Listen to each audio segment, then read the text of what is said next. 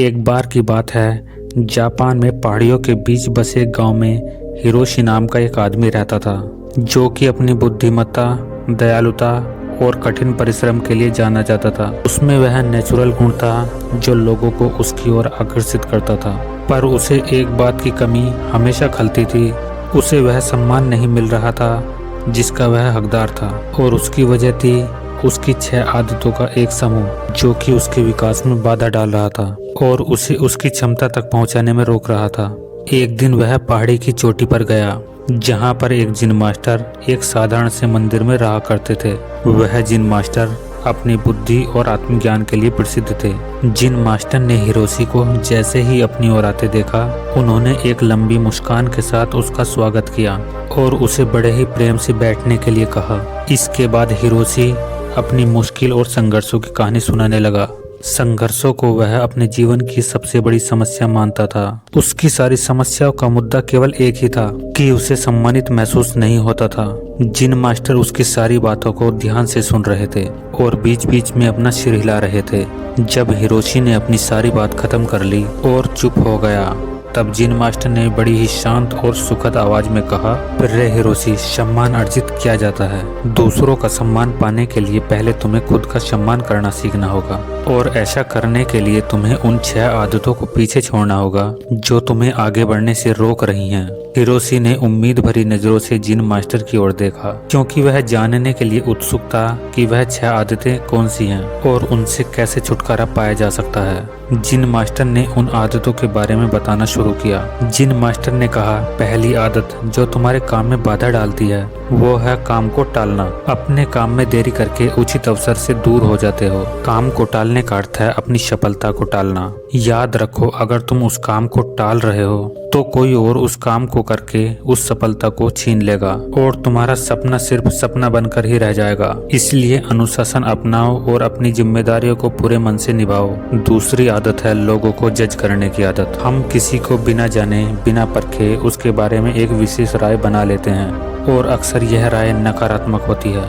राय बनाने का मतलब है फिर हम उस इंसान को ऐसा नहीं देख पाएंगे जैसा वह असल में है, क्योंकि हमारी राय इसमें हमारी बाधा बन जाती है और हम उस इंसान, वस्तु और परिस्थिति के स्वभाव को समझने में विफल हो जाते हैं। जिन मास्टर का कहना था, किसी को भी बिना अच्छे से जाने या किसी भी परिस्थिति को बिना समझे हमें उसके बारे में नकारात्मक या सकारात्मक राय नहीं बनानी चाहिए। तीसरी आदत जिन मास्टर ने बताई, हर चीज के लिए दुखी होना। हर परिस्थिति और हर चीज हमारे नियंत्रण में नहीं हो सकती और ना ही हर चीज हमारी इच्छा के अनुसार होगी। हमेशा कुछ न कुछ ऐसा होता ही रहेगा जो हमारी मर्जी के खिलाफ हो। इसलिए जो चीज तुम्हारे नियंत्रण में नहीं है और जिनके लिए तुम कुछ कर नहीं सकते, उसके लिए दुखी होना बंद करो। चौथी आदत है जलन और ईर्ष्या को दूर करो और तुम्हारे अंदर जो भी शिकायत, जो भी असंतोष है उसे दूर हटाओ।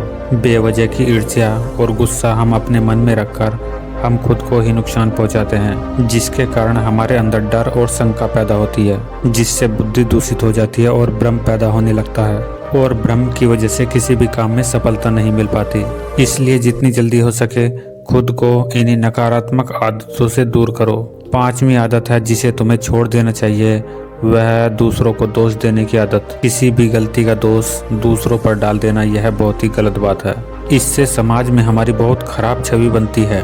इससे हमारा ध्यान गलतियों को छिपाने और दूसरों को गलत साबित करने में लग जाता है। जब हमारे साथ कुछ अच्छा होता है तो हम उसका श्रेय लेना नहीं भूलते, लेकिन हमारे साथ कुछ गलत होता है तो उसका दोष हम दूसरों को देते हैं। इसलिए दूसरों को दोष देना असफल लोगों की निशानी है। छठी और आखिरी गलती है दूसरों से अपनी तारीफ सुनने की आदत। हम दूसरों को दिखाने के लिए अक्सर कुछ नया करते रहते हैं। हर चीज के लिए हम चाहते हैं कि लोग हमारी प्रशंसा करें। अगर किसी बात के लिए हमारी आलोचना होती है तो हम दुखी हो जाते हैं और इस तरीके से हम लोगों के हाथों की कठपुतली बनकर रह जाते हैं। इसलिए हमें दूसरों की तारीफ की कोई जरूरत नहीं है और वैसे भी लोगों की तारीफें खोखली होती हैं, जो एक पल में हमें आसमान में पहुंचा देती हैं और दूसरे ही पल हमें जमीन पर पटक देती हैं। इसलिए हम पर लोगों की तारीफ और बुराई का कोई फर्क नहीं पड़ना चाहिए। जो हमें पसंद है और जो हमें सही लगता है वही करना चाहिए, बशर्ते वह नैतिकता पर खरा उतरता हो।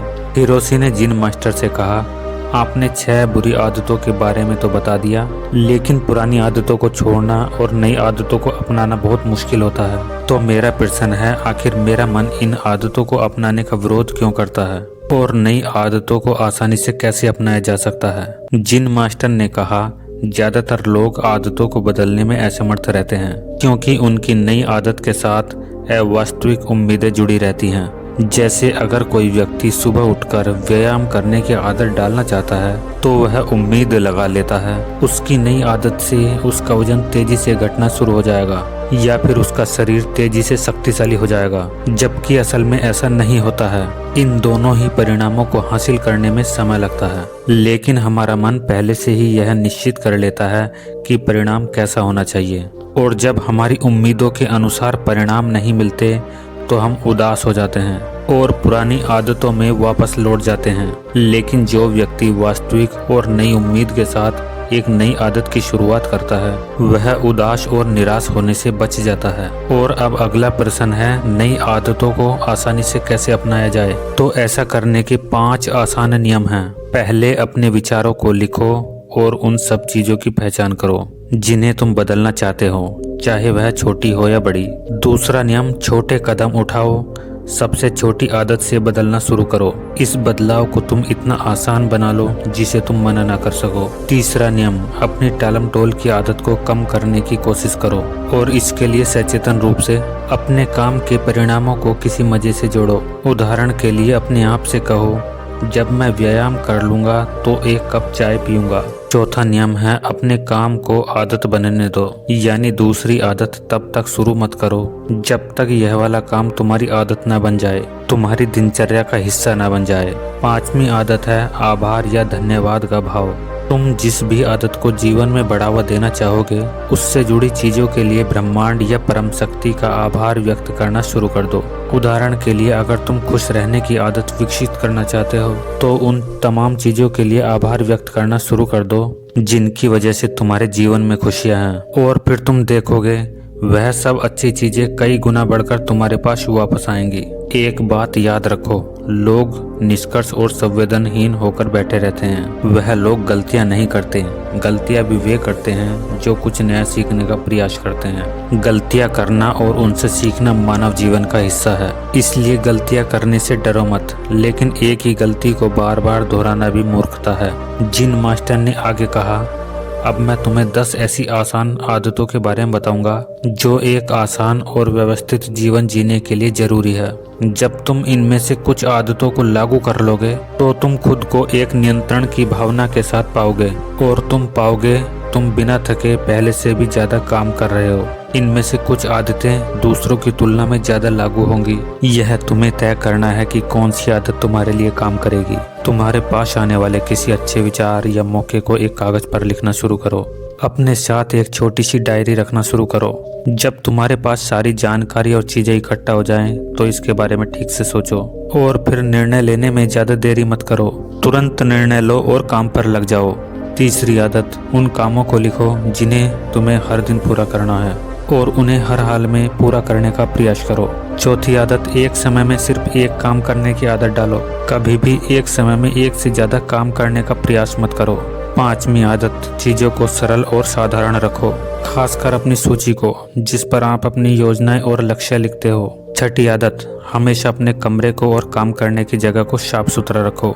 चलते फिरते या थोड़ा समय निकालकर अपने आसपास की चीजों को व्यवस्थित करने की आदत डालो। 7वीं आदत, साप्ताहिक लक्ष्य निर्धारित करना और उसे बार बार जांचना कि वह पूरी तरीके से सही भी है या नहीं। अगर उसमें कुछ बदलाव करने हैं तो बदलाव भी कर सकते हैं। 8वीं आदत, आदतों को आसान बनाओ, केवल जरूरी चीजों पर ध्यान केंद्रित करो। 9वीं आदत, सुबह और शाम की दिनचर्या जिसका तुम आनंद लेते हो उसे बनाए रखो, क्योंकि यह तुम्हें अंदर से खुश और तरोताजा बनाए रखेगी। 10वीं आदत, तुम्हें जिस चीज का पैशन है उस तरह की आदत खोजो। फालतू की चीजों और अपने कामों के लिए समय बर्बाद मत करो। तो ये थी वो आदतें जो तुम्हारे जीवन को बदल कर रख सकती हैं। इतना कहने के बाद जिन मास्टर ने अपनी बात समाप्त की और हिरोशी ने भी जिन मास्टर का धन्यवाद किया और अपने घर जाकर जिन मास्टर की बताई बातों का पालन किया।